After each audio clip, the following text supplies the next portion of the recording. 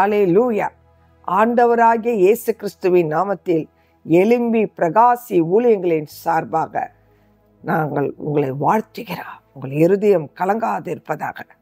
இந்த social media மூலம் பார்க்கிற உங்கள் ஒவ்வொருவரையும் கர்த்தருடைய கிருபை சூழ்ந்து கொள்வதாக. இந்த புதிய மாதம் அக்டோபர் 1ஆம் தேதியில் உங்களை சந்திப்பதில் நான் பெருமகிழ்ச்சி அடைகிறேன். ஒருவேளை உங்களுக்கு கவலைகள் இருக்கலாம், பிரச்சனைகள் இருக்கலாம், பலவீனம் இருக்கலாம், சோர்வு இருக்கலாம். அதற்காக இந்த 1ஆம் தேதியில் ஆண்டவரை துதிக்க மறந்து போயிடாதீர்கள். கர்த்தர் அதது நேரத்தில் எல்லா காரியங்களும் நேர்த்தியாக செய்வார். ஆகையால் சோர்ந்து போகாமல் இந்த காலை வேளையிலும் அவரை துதிங்க, அவரை மகிமைப்படுத்துங்க.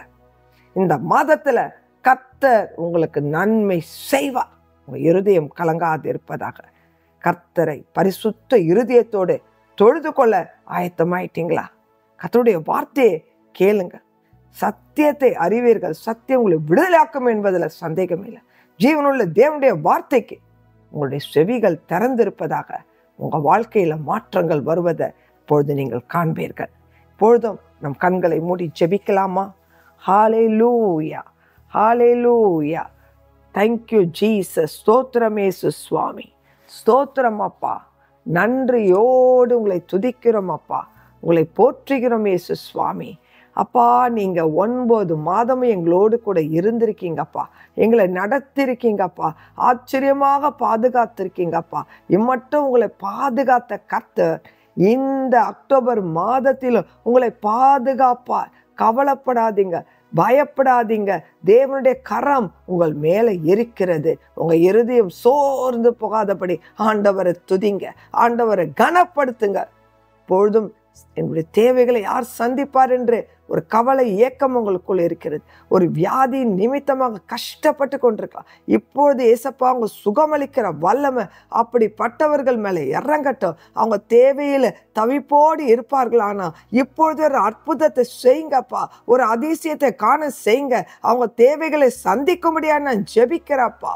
அப்பா, அவங்க என்னென்ன விதத்துல மனம் சோர்ந்து போய் டிப்ரெஷன்ல இருக்காங்களோ, இன்னைக்கு அவங்கள அப்பா விடுதலையாக்கும்படியாக நான் ஜெபிக்கிறப்பா. அவர்கள் உங்களை துதிக்கிறவர்களாக மாற்றும்படியாக ஜெபிக்கிறப்பா.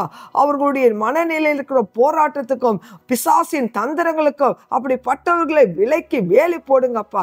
மனுஷிக ஆவியினால எழும்பி வந்த பிரச்சனையினால் மன வருத்தத்தோடு இருக்கிறவர்கள் உள்ளத்தை கர்த்தர் ஆற்றுங்க, தேற்றுங்க அப்பா. அவர்களை மகிழ்ச்சியாக்கும்படியாக நாங்கள் ஜெபிக்கிறோம். கர்த்தர் எனக்காக யாவையும் செய்து முடிப்பார் என்ற வார்த்தையின்படி அப்பா, யாரெல்லாம் விசுவாசத்தோடு இன்னைக்கு இந்த நிகழ்ச்சியை பார்க்கிறார்களோ, நீங்க யாவையும் செய்து முடித்ததற்காய் நன்றி அப்பா. இந்த மாதத்தில் அதன் அறுவடையை பார்க்க போறதற்காய் நன்றி செலுத்துகிறேன் அப்பா. கோடான கோடி ஸ்தோத்திரம், கோடான கோடி ஸ்தோத்திரம். யாராருக்கெல்லாம் விரோதமா எழும்பி பிசாசினுடைய கிரியைகளால் போராட்டங்களை சந்தித்துட்டே இருக்கீங்களோ, இன்னைக்கு அப்படிப்பட்டவர்களை ஆண்டவராகிய இயேசுவின் நாமத்தினால அப்படிப்பட்டவர்களை விட்டு அகன்று பாதாளத்துக்குள் போக முடியாது இயேசுவின் நாமத்தினால கட்டளை கொடுக்கிறேன். ஒவ்வொருவரையும் ஆசீர்வதிங்கப்பா. ஒவ்வொரு மேல கிருபை இருக்கட்டும்ப்பா. ஒவ்வொருவரையும் பாதுகாத்து கொள்ளுங்கப்பா. இப்பொழுது ஜீவனுள்ள தேவனுடைய வலிமையான வார்த்தை நீங்க பேசுங்கப்பா. உங்க சத்தத்தை நாங்கள் கேட்க வந்திருக்கிறோம். நீங்க பேசுங்க, நீங்க எங்களை ஆசீர்வதிங்க. இயேசுவின் நாமத்தில் துதி ஸ்தோத்திரங்களோடு தாழ்மையோடு இந்த ஜபங்களை ஏறெடுக்கிறோம் பிதாவே, ஆமென். ஹல்லேலூயா. இன்றும் சங்கீதம் 126வது அதிகாரம் 5வது வசனத்தை நான் வாசிக்கிறேன். கண்ணீரோடு விதைக்கிறவர்கள் கெம்பீரத்தோடு அறுப்பார்கள். ஹல்லேலூயா, ஹல்லேலூயா. உங்க இருதயம் கலங்காது இருப்பதாக வேதவசனம் சொல்கிறது. கண்ணீரோடு விதைக்கிறவர்கள் கெம்பீரத்தோடு அறுப்பார்கள். நீங்கள் கண்ணீர் விட்டு வேதனையோடு நான் இன்னும் நன்மையை பார்க்கலையே, அறுவடையை பார்க்கலையே, என் குடும்பத்தில் உள்ள காரியங்களுக்கெல்லாம் இன்னும் பதில் வராமல் தடையாக இருக்கிறதே, என் தேவன் என் கண்ணீரை காண்கிற தேவனாக இருக்கிறாரா என்ற ஒரு ஏக்கமும் கவலையும் உங்களை சூழ்ந்திருக்கிறதா? இன்னைக்கு ஆண்டவர் அப்படிப்பட்டவர்களை பார்த்து சொல்கிற ஒரு வார்த்தை, நீ கண்ணீரோடு விதைத்திருக்கிறீர்கள் அல்லவா, கம்பீரத்தோடு அறுப்பீர்கள் இயேசுவின் நாமத்தினால. உங்க இருதயம் கலங்காது இருப்பதாக. ஹல்லேலூயா, ஹல்லேலூயா. ஆகையால் பாருங்க, கண்ணீரோடு நீங்க விதைக்கிற ஜெபம் இருக்கு பாருங்க, அது வெளியேற பெற்றது. உங்க இருதயம் கலங்காது இருப்பதாக. நீங்க எதை விதைக்கிறீர்களோ அதை அறுப்பீர்கள். இப்போ கண்ணீர் வடிச்சிருக்கீங்கன்னா பரிசுத்த இருதயத்தோடு கர்த்தரை தொழுது கொண்டு அன்னாலை போல உங்க இருதயத்தை ஊற்றி பாரப்பட்டு ஜெபித்து கண்ணீரோடு நீங்க உங்கள் குடும்பத்திற்காக, பிள்ளைகளுக்காக, நீங்கள் உங்களுக்கு எந்த காரியத்திற்காக நீங்க ஜெபம் பண்ணி காத்து இருக்கிறீர்களோ அந்த காத்து இருக்கிற காலத்திற்கு தக்கதாக கர்த்தர் உங்களுக்கு அதுக்கு பதிலை கொடுக்கிறார் என்பதை நீங்க மறந்து போகாதீர்கள். ஹல்லேலூயா. தேவன் செய்ய நினைத்ததை தடுப்பவன் யார்? சர்வத்தையும் செய்ய வல்லமையுள்ள தேவனாக இருக்கிறார். ஆகிய உங்க கண்ணீருக்கு பதில் உண்டு. உங்க இருதயம் கலங்காது இருப்பதாக. ஆகாருடைய கண்ணீர் அவளுடைய உள்ளமெல்லாம் உடைஞ்சி அவள் என்ன செய்கிறாள்? என் பிள்ளை அழுகிறதை நான் பார்க்க முடியாதபடிக்கு அவளுடைய உள்ளெல்லாம் என் பிள்ளை இறந்து போயிடுமோ என்று மன காவல பாரம் உள்ளத்தை உடைக்க ஆரம்பிச்சிருச்சு. அவளுடைய அந்த பிள்ளையினுடைய அழுகையின் சத்தத்தை கர்த்தர் கேட்டார். கர்த்தர் கேட்டார். ஆண்டவர் மனதுருக்கம் நிறைந்தவர், அன்பு நிறைந்தவர். பயப்படாதீங்க. பிள்ளையுடைய சத்தத்தை கேட்டு ஆண்டவர் அற்புதத்தை செய்தார். ஆகாருடைய கண்ணுக்கு தெரியத்தக்கதாக ஒரு துறவை அந்த இடத்துல காண செய்தார். தண்ணீரெல்லாம் வற்றி போன இடத்துல அவன் கொண்டு போன தண்ணீரெல்லாம் செலவழிந்து அந்த வனாந்தரமான ஒரு இடத்துல இனி அவ்வளவுதான் முடிந்தது என்று நினைத்த வேலையில ஒரு வழி திறக்கப்பட்டது. பிள்ளையுடைய அழுகையின் சத்தம் கேட்கப்பட்டது. பிள்ளையுடைய கண்ணீரை அன்று காண்கிறார். ஆகாருடைய சத்தத்தை அன்று கேட்கிறார். இருதயம் கலங்காது இருப்பதாக. அவ்வளவுதான். அந்த வனாந்தரத்தில் ஒரு நீரூற்று உண்டானது. பதில் வந்தது. இம்மட்டும் காத்த கர்த்தர் இனி உங்களை காப்பார். நீங்க ஏதோ ரொம்ப காலம் கண்ணீரோடு ஜெபிக்கிறீங்க, பதில் வராது போல ஒரு தடை இருக்கிறது. ஆண்டவரை ஸ்தோத்திரம் பண்ணுங்க. அந்த தடையை இயேசுவின் நாமத்தினால் இன்று உடைக்கிறேன். Jesus name. இருதயம் கலங்காது இருப்பதாக. பயப்படாதீங்க. ஒருவேளை உங்களுடைய பாருங்களேன், சங்கீதம் 56வது அதிகாரம் 8வது வசனத்தை நான் வாசிக்கிறேன். என் அலைச்சல்களை தேவரீர் எண்ணி இருக்கிறீர். என் கண்ணீரை உம்முடைய துருத்தியில் வையும். அவைகள் உம்முடைய கணக்கில் அல்லவோ இருக்கிறது. உங்களுடைய கண்ணீரெல்லாம் தேவன் துருத்தியில் வைத்திருக்கிறார். துருத்தியில வைத்திருக்கிறார். கட்டாயம் அதற்கு பதில் உண்டு. அதற்கு பதில் உண்டு. கம்பீரமாக ஆரிக்கிற நாள் வந்தது என்று நீங்க விசுவாசிங்க. நீங்க விசுவாசிங்க. நீங்க விசுவாசித்தீங்கன்னா தேவன் உங்க வாழ்க்கையில உங்க கண்ணீரை ஆனந்த கண்ணீராக ஆண்டவர் மாற செய்வார். உங்க இருதயம் கலங்காது இருப்பதாக. ஹல்லேலூயா.